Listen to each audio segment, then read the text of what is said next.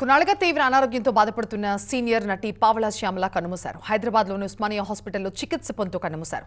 July 28 తెల్లవారుజామున 1:52 సమయంలో ఆమెకు తీవ్రమైన గుండెపోటు రావడంతో మరణించినట్లుగా ఉస్మానియా ఆసుపత్రి వైద్యులు అధికారికంగా ప్రకటించారు. కొన్నాళ్లుగా అనారోగ్యంతో బాధపడుతున్న సీనియర్ నటి పావలా శ్యామల మరణించారు.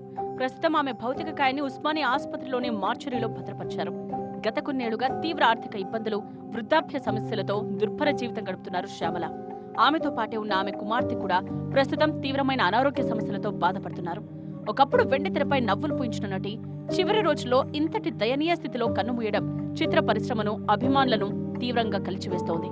గతంలో 1-2 సార్లు ప్రైవేట్ హాస్పిటల్లో చికిత్స తీసుకునే ఆర్థిక పరిస్థితి లేక అర్ధరాత్రి రోడ్లపై దీనంగా కనిపించారు. గత కొన్ని రోజులుగా ఆమె ఉస్మానియాలోనే చికిత్స తీసుకుంటూ ఉన్నారు. గతంలో శ్యామల పరిస్థితి తెలిసి పవన్ కళ్యాణ్తో పాటు సాయి దుర్గ తేజ్, దిల్ రాజు లాంటి పలువురు సినీ ప్రముఖులు శ్యామలకు ఆర్థిక సాయం అందించారు. 1985లో వచ్చిన బాబాయ్ అబ్బాయి చిత్రంతో వెండితెరపై కనిపించి మంచి గుర్తింపు పొందారు పావలా శ్యామల. దానికంటే ముందు కూడా ఛాలెంజ్, శ్రీవారికి ప్రేమలేఖ లాంటి 1-2 సినిమాల్లో చిన్న చిన్న పాత్రల్లో మెరిశారు. విలక్షణమైన మాట తీరు, అమాయకత్వంతో కూడిన హాస్యంతో ప్రేక్షకులను కడుపుబ్బా నవ్వించారు.